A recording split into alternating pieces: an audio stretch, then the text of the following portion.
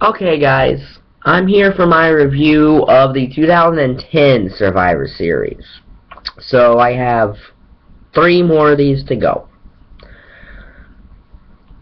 This Survivor Series, interesting trivia note before I start this review. The 2010 Survivor Series is not really going to happen. In 2009 was going to originally be the last Survivor Series because it's the lowest performing of the Big Four now. And in 2010, the WWE announced that they would drop Survivor Series name and rebrand the event. But there was a lot of fan outcry that they decided to continue with Survivor Series. Although honestly, if they did decide to get rid of the name, as much as I would miss it, they don't follow the tradition of Survivor Series much anymore anyway. So I really could care less now. But anyway, this show took place on November the 21st, 2010. We had 7 matches take place on this card. So the complete match, the whole star rating will be 35. So we're November the 21st, 2010 from the American Airlines Center, from the American Airlines Arena in Miami, Florida. The same place that the Nexus first debuted at. Keep that in mind. Now, our opening match is a United States Championship match. Daniel Bryan versus Ted DiBiase. Good match here. 2.5 stars. Good match here. Ted DiBiase wins. Daniel Bryan wins with the yes lock. Or as it was called then, the LaBelle lock. So, in a very good match. It only went about 11 minutes, but that doesn't make it a bad match. 2.5 stars. Our second match is another good match, even though it didn't have much of a story behind it. John Morrison and Sheamus. Good match here. It's a 3-star match, but I think their match at TLC they had the next month was better. I think that while this is a 3-star match, the match at TLC they had the next month is a 4-star match. So I think that one's the better match. But this is a 3-star match. It's good. Surprisingly, John Morrison wins. So it's obvious, you know, that they were building him up for his championship match that he had at the first Raw of 2011 that he didn't win. But nice big win for Morrison. Of course, he'd be gone from the company after the next year's Survivor Series, but that's for another review. But, yeah, Morrison wins. Good match. 3 stars. So then we have another good match. The Intercontinental Championship match. Dolph Ziggler versus Kaval, who had won Season 2 of NXT despite the fact that he lost all his matches. That tells you the fans gave him that win.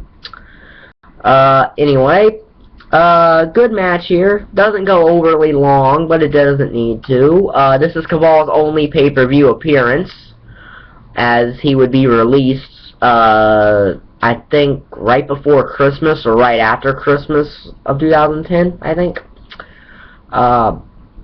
But, good match. 2.5 stars. Dolph Ziggler won. Then we have our lone Survivor Series elimination match on this show.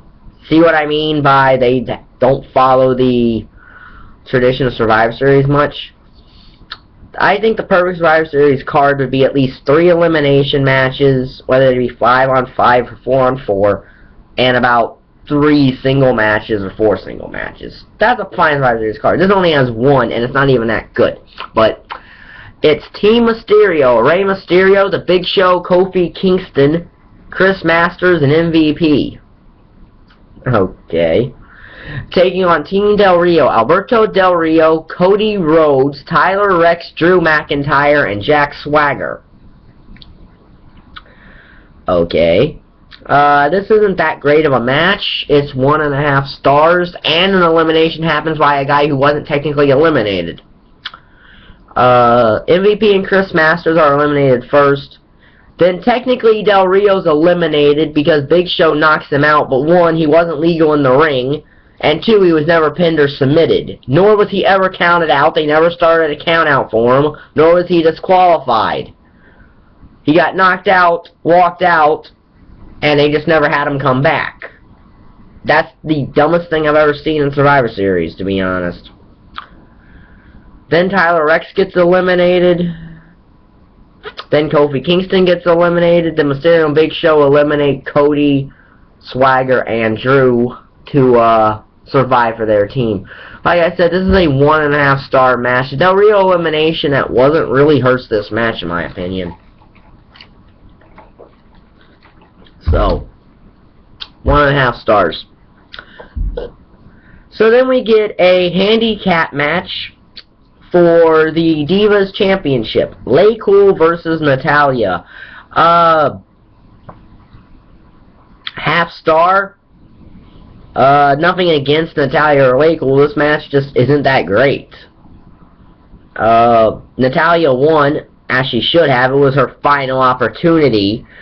And the best way to do stuff like that, when it's your final opportunity at a championship, the best way to pay that off is to win the championship. So, I have no gripes with the booking decision.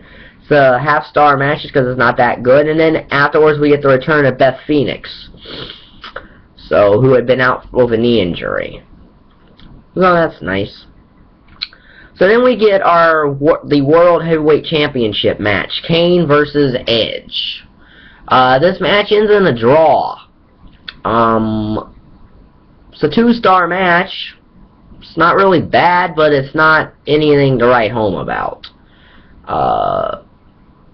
Edge was getting to the point where he couldn't get, this is the tail end of Edge's career here, so his match quality started to drop off in 2010 because we're getting to the tail end of his career. Because remember, he would be retired right after WrestleMania 27, of 2011. So 2 stars, decent little match, but slightly below average. And it is in a draw, which at least leaves it open to continue the feud, so I'm actually not that upset with the booking decision. It's much better that way than how they did the Cena-Bray Wyatt match, when Cena won at Mania, and then they continued the feud after Cena had already pinned Bray. There's no reason to continue a feud then. This, at least, because it ended in a draw, there's a reason to have the feud continue. So then we get the WWE Tag Team Championship match. Santino Marella and the Nexus, Justin Gabriel and Heath Slater, who have the other 3 members of Nexus with them, versus Santino Marella and Vladimir Kozlov in a bad match. Half a star. Gabriel and Slater win, as they probably should have, because this was the only title any of the Nexus won while they were the Nexus. Remember, Barrett won the IC title in the core, not in the Nexus. And I've always believed that they really should have played the Nexus up by having them have every championship on Raw. Barrett being world champ, one of them being the IC champ, and 2 of them being the tag champs.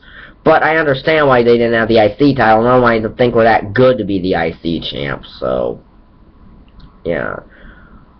So, but half star, and this is just not that great. See, after the first 3 matches, this show goes downhill fast. So then we get the main event, the Freed or Fired match for the WWE Championship. Randy Orton versus Wade Barrett with special referee John Cena. The interesting thing about Cena is, and this necessarily is not a bash of John Cena, it's the fact that everything about this show is built around John Cena, even though he's not wrestling in this match. Everything about this show is built around him. Including the video package for this match is built around him. The video package for this match is built around John Cena. And he's not in the match. I think that undermines the championship, but that's just me. I think that undermines the championship. And his match is not even that great either. Cena calls it down the middle, and the finish comes when he shoves Barrett, and Orton RKO's Barrett for the 1, 2, 3, essentially firing John Cena. Even though John Cena showed up the next night on Raw, and for about 2 weeks afterward, without being stopped by security, and without having a ticket. So, I'm like, so they weren't even adhering to the stipulation any, which is another problem. And we're going down the line of they may do this whole thing with 5 guys this Sunday at the Survivor Series. So, which kind of telegraphs that match, but I'll get to that in a Survivor Series prediction bit. But so that's my review of 2010 Survivor Series. 2011 is next, which we know is the teaming of Cena and The Rock, and all that, and was also the start of CM Punk's 400+ day championship reign. So it's kind of a historic show in that aspect. And now we upload it sometime tomorrow.